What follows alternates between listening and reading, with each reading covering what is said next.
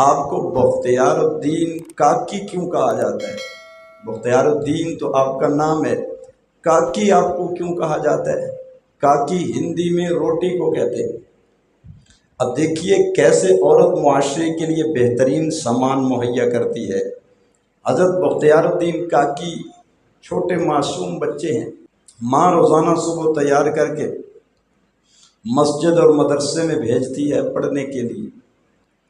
اب جب بچہ واپس آتا ہے دوپہر کو، کھانے کا وقت ہے، بچہ ماں سے کھانے کا مطالبہ کرتا ہے، اماں جان کھانا چاہیے۔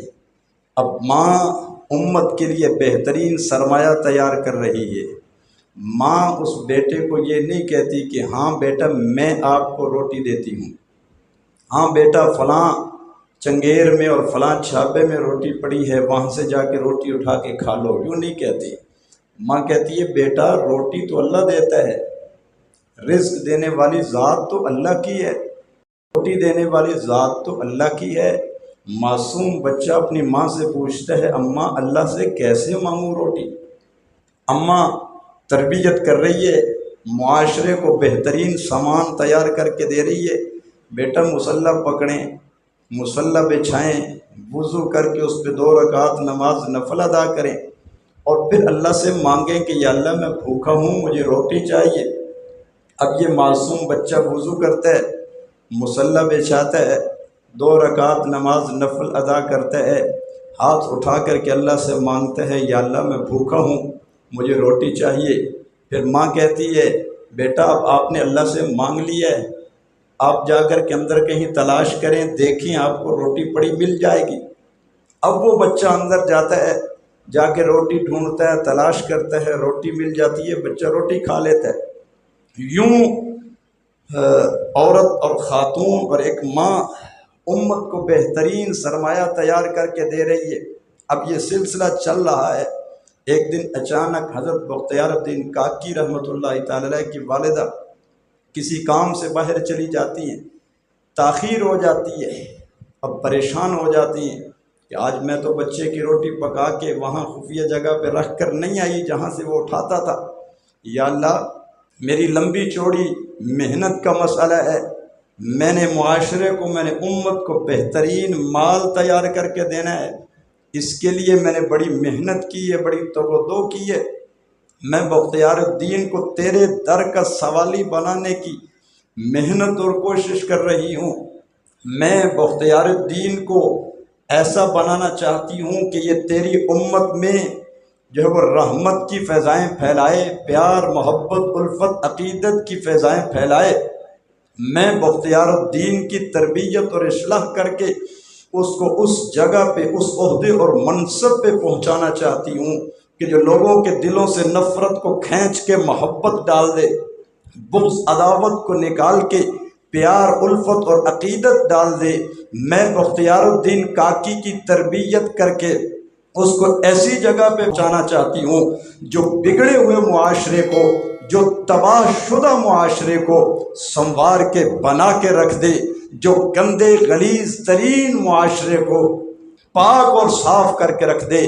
میں بختیار الدین کاکی کو ایسا بنانا چاہتی ہوں کہ جس معاشرے میں بدعات اور رسومات کی آگ لگی ہوئی ہو، وہ بدعات اور رسومات کی آگ کو بجھا کر کے تیرے محبوب پیغمبر صلی اللہ علیہ وسلم کی سنتوں کا باغیچہ وہاں لگا دے۔ میں بختیار الدین کاکی کی اصلاح کے لیے ایک میں نے سلسلہ شروع کیا ہوا ہے۔